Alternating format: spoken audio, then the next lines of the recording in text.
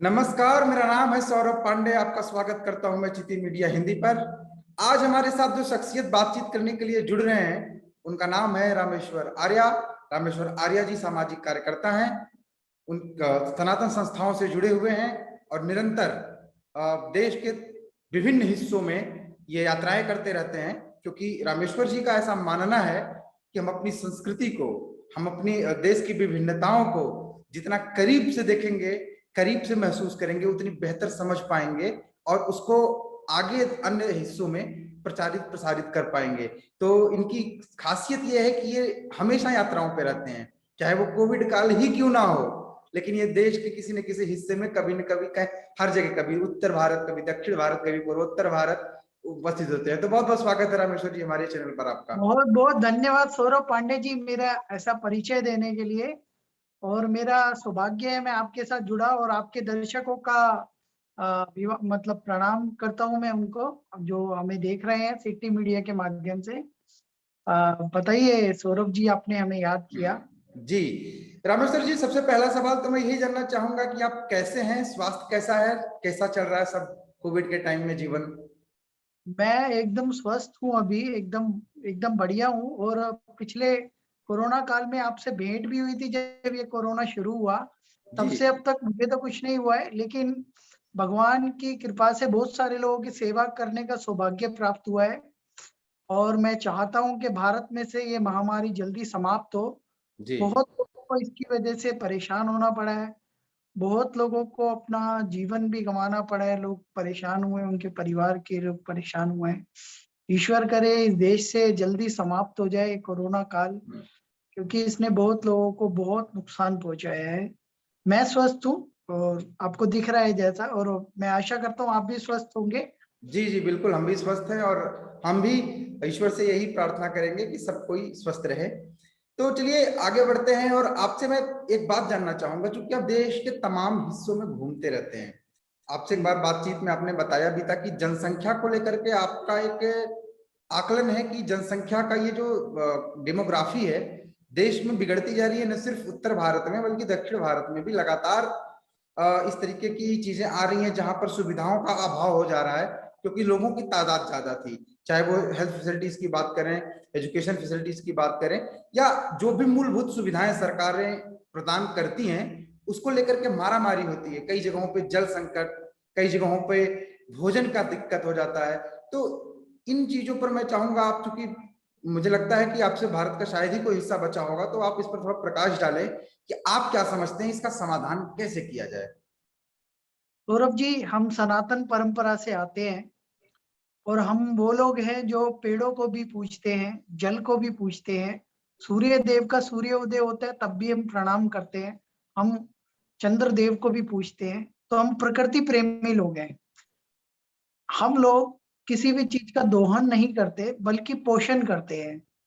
लेकिन एक ऐसी जमात है जो 1400 वर्षों से लगातार, एक तरीके से, एक तो वो वैज्ञानिक है और दूसरा उन्होंने ठान लिया है आबादी बढ़ा के डेमोग्राफी चेंज करनी है। आज की मैं खबर देख रहा था कि दिल्ली में मदनपुर खादर के पास में 150 करोड़ की एक संपत्ति है उत्तर प्रदेश सरकार की, जिसपे अभी घुसपैठिए रोहिंग्याओं ने कब्जा कर लिया।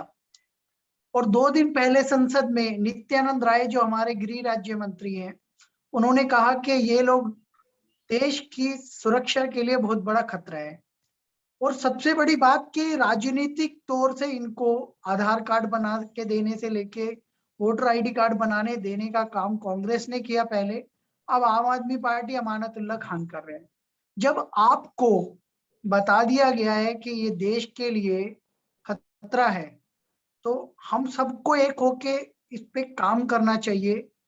और जहाँ संसाधनों की कमी है, मैं क्योंकि अभी साउथ में बैठा हूँ मैंगलोर में, मैंने दिल्ली का उदाहरण इसलिए दिया क्योंकि अभी इंसिडेंट हुआ है और इस पे संसद में हमारे मंत्री ने बयान दिया है कि ये राष्ट्रीय सुरक्षा के लिए थ्रेट है। अभी बेंगलोर में बांग्लादेशियों ने एक लड़की का रेप किया, वो पकड़े गए, उनका एनकाउंटर करने की भी कोशिश करी पर मारा नहीं, उनके पाँव में ही चोट लगी। ऐसे ही चिकमंगलुरु एक जगह है, वहां पे दत्तात्रेय पीठ है। दत्तात्रेय पीठ पे मुस्लिम कब्जा करना चाहते हैं। वो कहते हैं हमारा पूजा स्थल है वहां पे भी एक विवाद चल रहा है। और यहाँ पे जहाँ मैं रहता हूँ, उडुपी, मैंगलोर और दक्षिण कन्नड़ा डिस्ट्रिक्ट जो है, यहाँ पे हिंदू पॉपुलेशन बहुत है। पहले ये लोग कांग्रेस को एक मुश्त वोट दिया करते थे। और यहाँ पे जो उडुपी स्थान है, उडुपी को यहाँ का वृंदावन कहा जाता है। अभी सभी लोगों ने, हिंदुओं ने ठान ली है कि सिर्फ बीजेपी को वोट देना है। तो संघ का यहाँ पे बहुत प्रभाव है, हिंदूवादी संगठनों का। और पिछले दिनों गोरक्षा को करते हुए बहुत सारे हिंदुओं ने अपनी जान गंवा दी। और उस समय पे कांग्रेस की सरकार थी, तो तुष्टीकरण हुआ। उस तुष्टीकरण के कारण यहाँ पे हिंदू भड़क गया कि नहीं भैया, ये तो डेमोग्राफी भी चेंज कर रहे हैं और वोट बैंक बनकर ये लोग हिंदुओं पे। अब देखो कर्नाटक में कोर हिंदू वोटर है, अगर उसे कोई कहेगा हम गाय खाते हैं, ये ने कहा था हमारा राइट्स है गाय खाने का, तो सिद्धारमैया की सीट ही चलेगी।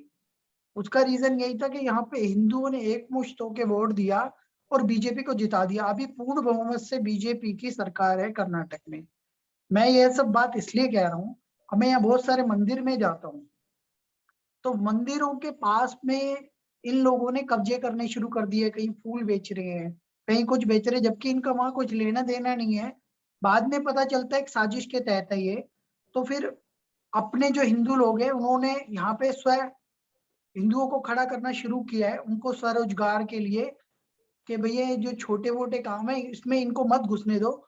कल को ये आएंगे, थोड़ी आबादी बढ़ाएंगे, फिर मस्जिद खड़ा करेंगे, फिर मदरसा खड़ा करेंगे, फिर एक दिन शुक्रवार की नमाज होगी, और ये तुम दंगे करके या तो तुम्हें मारेंगे या तुम्हारी संपत्तियों पे कब्जा करेंगे। और यहाँ पे एक बात और देखेगी, जहां भी इनकी पॉपुलेशन बढ़ती है ना, ये लोग वहां पे चोरी डकैतियां शुरू हो जाती है, और वहां पे थ्रेट, लाइफ थ्रेट हो जाती है, लोगों को गुंडागर्दी बढ़ जाती है। सौरभ जी, मैं आपको एक बात पे और प्रकाश डालना चाहूंगा। पिछले दिनों सीएए का प्रोटेस्ट चल रहा था, सीए और एनआरसी पे सबसे पहले जो भड़काऊ बयान दिए गए सोनिया गांधी वगैरह के साथ, के वो तो अलग थे, रामलीला मैदान में, शाहीन बाग अलग था।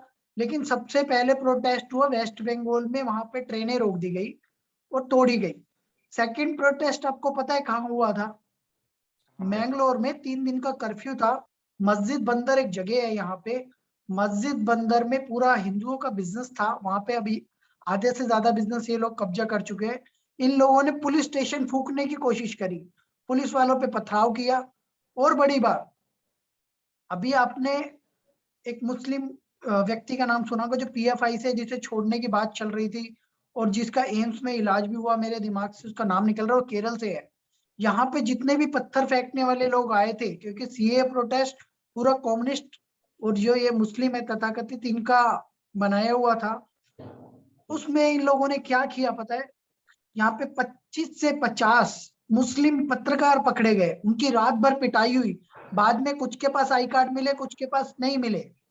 वो कहते हैं हम कौन है, पत्रकार, पर वो लोग थे मुस्लिम और वो अपनी कम्युनिटी के लिए लड़ रहे थे। जी। और सौरभ जी, मैं ये बताना चाहता हूँ, ये लोग एक साजिश के तहत केरल से यहाँ पे आए, बॉर्डर पार करके। मैंगलोर और केरल का बॉर्डर बहुत पास है, और इन लोगों ने यहाँ पे आके दंगा किया। आप किसी से भी पूछ सकते हैं ये बात। लिटरली वेस्ट बंगाल के बाद सेकंड प्रोटेस्ट यहाँ हुआ है और दिल्ली में हुआ है। फिर मैं हैरान हूँ, ये क्या हो रहा है इस देश में। तो जी। मैं तो यही कहूंगा, ये लोग डेमोग्राफी चेंज कर रहे हैं। सरकार को इस पे एक बहुत कठोर कानून बनाने की जरूरत है।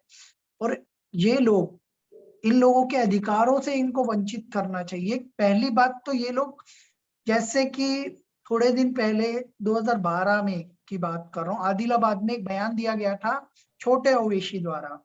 उसका नाम है अकबरुद्दीन ओवैसी। जी। उस व्यक्ति ने, 24 दिसंबर 2012 की बात है जहां तक मुझे याद आ रहा है, और हमने उसको वायरल किया था, इसलिए मुझे वो शायद डेट याद है।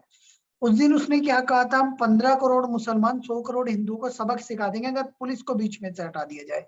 यह ऑन रिकॉर्ड बयान है, अभी तक उसे सजा नहीं मिली। ये तो हमारे कानून की लचर व्यवस्था है। अगर ये बयान हिंदू ने दिया होता तो अभी तक क्या से क्या हो जाता पता नहीं। उस व्यक्ति ने 15 करोड़ आबादी तब गिनाई थी। अब ये आज 2021 है, तो 9 साल हो चुके हैं। अब 15 में 5 या 10 करोड़ और जोड़ लो, आप 5 रामेश्वर करोड़ जी, मैं जोड़। आपको यहाँ पे करेक्ट करना चाहूंगा, उस उन्होंने 15 नहीं 25 करोड़ आबादी गिनाई थी। ओ सॉरी, मैं माफी चाहूंगा, 25 करोड़। अब 25 करोड़ एक व्यक्ति गिनवा रहा है और 100 करोड़ को बाहर निकालने की बात कर रहा है। 125 करोड़ आबादी टोटल देश की होगी इस हिसाब से, हिंदुओं की पॉपुलेशन। आप सोच के देखिए सौरभ जी, 25 करोड़ आबादी का अगर हम निकालें तो 12 से 15 या 18% बन जाते हैं। ठीक है, इतनी बड़ी आबादी को यूनाइटेड नेशन कहता है 5% से ज्यादा आबादी हम लोग माइनॉरिटी नहीं मानते। पहली बात तो इस देश का संविधान अगर सेकुलर है तो इस देश में कोई अल्पसंख्यक नहीं हो सकता। दूसरी बात, अगर ये मान भी लेते हैं कि कोई अल्पसंख्यक है तो उसकी आबादी 5% होनी चाहिए, तो 15% से ज्यादा है। अब इनसे पहले तो अल्पसंख्यक मंत्रालय में सिर्फ माइनॉरिटी डिफाइन करके पारसी, जैन, सिख और बौद्ध, ये 4 जो लोग हैं, ये 4 जो जातियां हैं, इनको अल्पसंख्यक की श्रेणी में रखा जाए।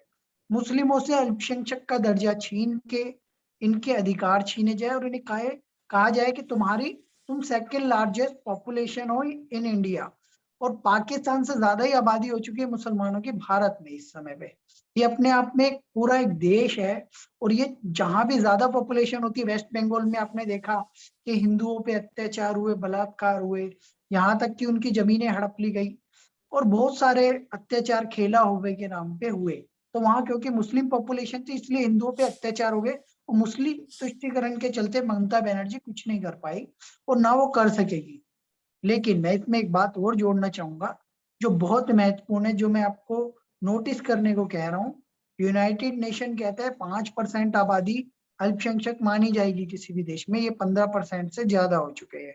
इनसे एक तो अल्पसंख्यक मंत्रालय में एक रिट ये कोर्ट में डालनी चाहिए, और अल्पसंख्यक मंत्रालय में मुस्लिमों को अल्पसंख्यक की श्रेणी में से हटाया जाना चाहिए।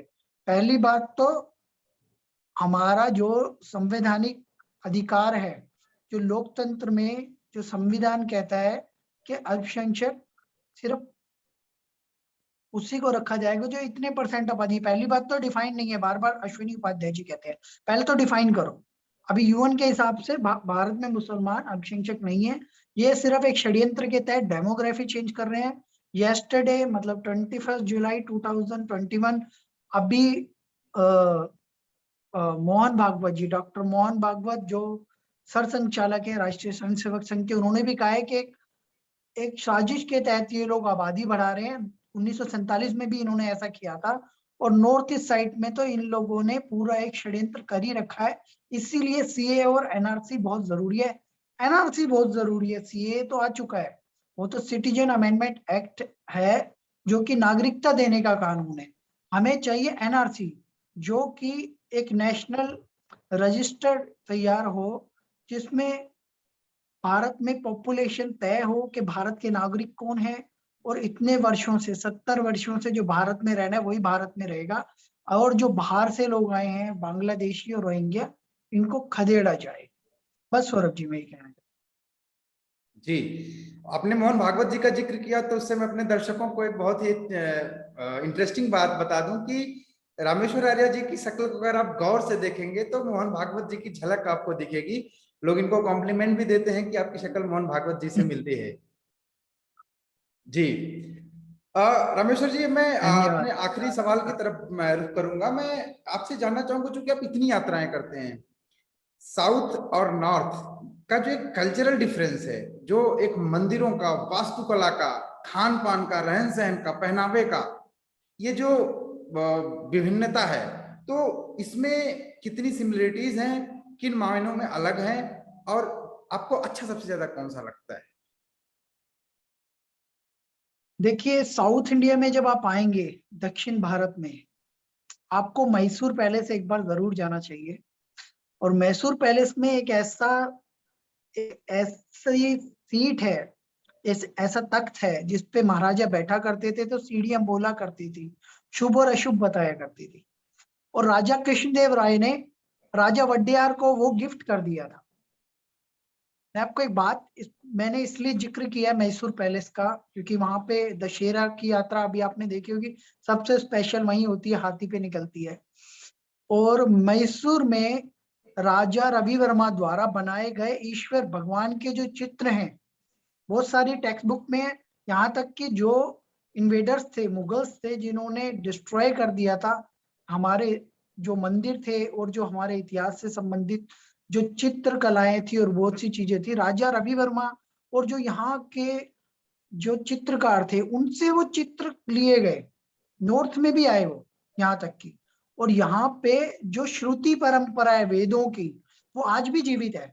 यहाँ की वेद पाठशालाओं में आज भी वेद मंत्रों का जब उच्चारण होता है वो यूं और यूं, जो एक तरीका होता है, मैं तो पूरी तरह जानता नहीं और मैं इसको फॉलो भी नहीं कर सकता क्योंकि मुझे उसका पूरा ज्ञान नहीं है, लेकिन मैंने वो देखा है।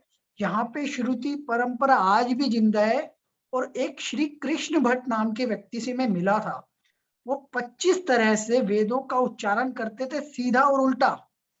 और वो अलग अलग अलग अलग अलग अपने गले को अलग अलग अलग तरीके से वेद मंत्रों के उच्चारण करते थे, और वो परंपरा आज भी यहाँ जीवित है। शिवमोगा एक स्थान है, शिवमोगा में एक पूरा गांव है जो संस्कृत बोलता है, मैं उस गांव में भी होके आया हूँ। और मैं कहता हूँ आप एक बार सौरभ जी इधर आओगे, मैं जहाँ रहता हूँ ये है परशुराम सृष्टि कोस्टल एरिया, आप तो परशुराम के वंशज हैं, आपको तो जरूर आना चाहिए। कोस्टल कर्नाटक जो है परशुराम सृष्टि है, यहाँ बाढ़ वगैरह नहीं आता है। और यहाँ बताया जाता है बड़ी से बड़ी आपदा टल जाती है, क्योंकि यहाँ परशुराम जी ने फरसा फेंका था। और यहाँ की विशेष बात यह, यहाँ से लेके केरल तक ये गॉड ओन जो धरती कहते हैं ना, गॉड ओन जो सृष्टि है, जो एक स्थान है, केरल से लेके यहाँ और गोवा तक, ये बहुत स्पेशल है। और यहाँ के लोगों की विशेषता ये है, मंदिरों में जाके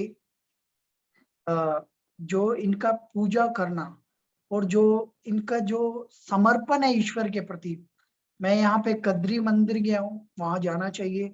वहां पे भागीरथी का जल आ रहा है, कभी भी वो सूखता नहीं है, हमेशा वहां पानी आता रहता है।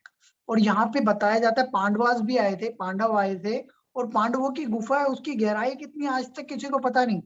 यहाँ डिस्कवरी वाले भी अगर उसे जांच करने जाएंगे तो उन्हें पता नहीं चलेगा। यहाँ कद्री मंदिर है, यहाँ पे कटील मंदिर है, दुर्गा परमेश्वरी मंदिर है। और यहाँ पे एक बहुत स्पेशल जगह है, मैं आपको बताना चाहता हूँ और आपके दर्शकों को, सिटी मीडिया के सौरभ जी, यहाँ पे एक स्थान है, उसका नाम है डॉक्टर वीरेंद्र हेगड़े जी, उसको उसकी पीठ के संचालक हैं। मैं थोड़ा मेरे दिमाग से स्किप कर रहा है। बहुत अच्छा स्थान है, और वहां की बताया जाता है कोर्ट लगती है, और वो उस कोर्ट में वो बैठते हैं और गांव वालों को उनकी बात माननी पड़ती है अगर वहां पे उन्होंने कुछ लिखित में दिया है। वो बड़े से बड़ा फैसला वही लोग करवाते, वीरेंद्र हेगड़े जी करवाते हैं। सुब्रमण्य के पास में एक जगह है, थोड़ा मेरे दिमाग से निकल रहा है, मैं अभी बीच में अगर दोबारा याद आता है तो बताता हूँ। लेकिन वो विशेष चर्चा इसलिए, वो मोदी जी के भी बहुत खास हैं, और वो लोगों को स्वरोजगार भी देते हैं, स्वावलंबी भी बनाते हैं। जो मंदिरों की परंपरा है, मंदिरों से उनके स्कूल भी चलते हैं, वेद पाठशाला भी चलती है, गुरुकुल भी चलते हैं। स्वामी मंजुनाथ का मंदिर है, और बहुत विशेष वहाँ की दिव्यता है। बताया जाता है कि 10,000 से 50,000 लोग वहाँ रोजाना भोजन करते हैं। अब आप सोच के देखिए, हमारे यहाँ पे मंदिरों में यह परंपरा बहुत कम मंदिरों में देखने को मिलती है। जो यहाँ की विशेष बात है वो ये है कि दोपहर का भोजन अधिकतर मंदिरों में दिया जाता है। और यहाँ पे एक मंदिर है जीएसपी मंदिर, गौड़ सारस्वत ब्राह्मण, एक यहाँ पे कम्युनिटी है जो सरस्वती नदी के पास रहा करते थे नॉर्थ में। और क्योंकि वहां से वो पहले गोवा आए और फिर गोवा से यहाँ पे सारी जगह आ गए, मतलब उडुपी, मैंगलोर, और आगे तमिलनाडु भी गए, और केरल, और इन सब जगहों पर।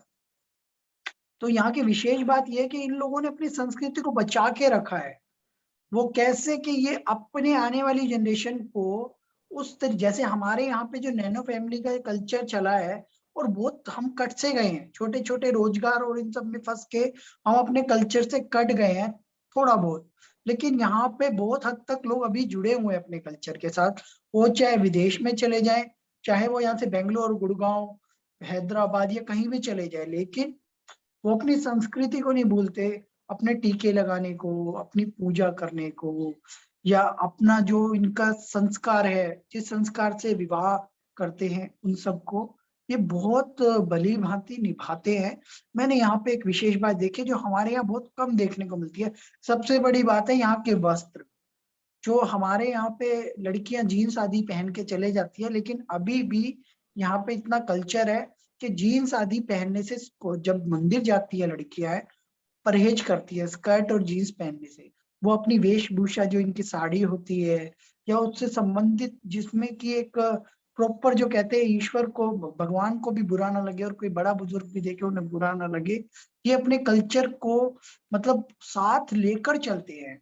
और अक्षय पात्रा जो है वो यहीं से शुरू हुआ था। मैं आपको बताना चाहूंगा, इस्कॉन टेम्पल वाला अक्षय पात्रा जो संस्था चलती है वो भी यहीं से शुरू हुई थी। और बहुत कुछ विशेष है, मैं आपको बताने लगूंगा तो बहुत जी जी, ज्यादा मैं आपका समझ समय ले सकता लूंगा। हूँ कि हमारी संस्कृति इतनी विशाल और इतनी वैभवशाली है कि उसका एक वीडियो के कुछ मिनटों में जिक्र नहीं किया जा सकता। इसके लिए भी समय निकालेंगे, हम चर्चा करेंगे आपसे, क्योंकि आपका यात्राओं को लेकर के अनुभव काफी ज्यादा है, तो मुझे लगता है आपसे बेहतर कोई नहीं बता सकेगा। लेकिन हम अपने दर्शकों को बता दें कि जब रामेश्वर जी हमारे यहाँ का जिक्र कर रहे थे तो हमारे यहाँ से इनका तात्पर्य उत्तर भारत से था, क्योंकि रामेश्वर आर्या जी स्वयं उत्तर भारत के से संबंधित हैं, परंतु ये दक्षिण भारत में इनकी अभिरुचि ज्यादा है, तो ज्यादातर समय अपना दक्षिण भारत में व्यतीत करते हैं। तो बाकी उम्मीद करेंगे कि जो हमारे उत्तर भारत के दर्शक इस वीडियो को देख रहे हैं, रामेश्वर जी की बातों को जिन्होंने सुना है, वो भी कोशिश करेंगे कि हम अपनी जड़ों से जुड़े रहें, किसी भी प्रकार से हम जो हमारी संस्कृति है, जो हमारी परंपराएं हैं, उनका निर्वहन करते रहेंगे। और उम्मीद करता हूं कि ये बातचीत आपको पसंद आई होगी। समयाभाव के कारण रामेश्वर जी से मैं बहुत लंबी बातचीत नहीं कर सकता, परंतु मैं कोशिश करूंगा कि पुनः उनको अपने प्रोग्राम में मैं जोड़ूंगा और इस पर विस्तार से हम लोग चर्चा करेंगे, और बिना किसी राजनैतिक, बिना किसी अन्य मुद्दे के हम सीधा संस्कृति की ही बात करेंगे। तो अभी ये वीडियो आपको कैसा लगा इसका कमेंट सेक्शन में हमें आप जरूर बताइए। साथ ही साथ इस वीडियो को ज्यादा से ज्यादा शेयर करिए, ताकि पता चल सके कि एक व्यक्ति जो इतना अनुभव रखता है, जो इतनी यात्राएं करता है, उन्होंने देश के बारे में क्या अनुभव किया है, उनका क्या आकलन है, और बाकी लोग भी इससे जागरूक हो सकें। बहुत बहुत शुक्रिया आपका हमसे जुड़ने के लिए, बातचीत करने के लिए रामेश्वर जी। बहुत बहुत धन्यवाद आपका, आपने मुझे जोड़ा और मैं बहुत सारी बातों पे प्रकाश डाल सका, और बहुत बता सकता था मैं, लेकिन आगे कभी जुड़ेंगे तो बताएंगे। और मैं वीरेंद्र हेगड़े जी वाला जो पूरा मंदिर का जो सिस्टम है वो मैं आपके कमेंट बॉक्स में डिटेल डाल दूंगा। जी जी मुझे लगता है बहुत रुचिकर है वो, क्योंकि ये परंपरा भारत में थी और उसे अभी भी उन्होंने जीवित हुआ है डॉक्टर वीरेंद्र हेगड़े जी ने। और बस धन्यवाद, मैं अभी जी ज्यादा जी बात नहीं बिल्कुल। करना कमेंट सेक्शन में मैं आपका अपने समय दर्शकों से बहुत चाहूंगा कि समय। हमारे दर्शक कमेंट सेक्शन में जुड़े और रामेश्वर जी द्वारा साझा की गई इस जानकारी से अवेयर रहें। धन्यवाद। धन्यवाद। Namaste. Please remember to subscribe to us and switch on the notifications for this channel. For our other social media links, more content, and to support our work, please visit citti.net. Dhanyavad. Namaskar.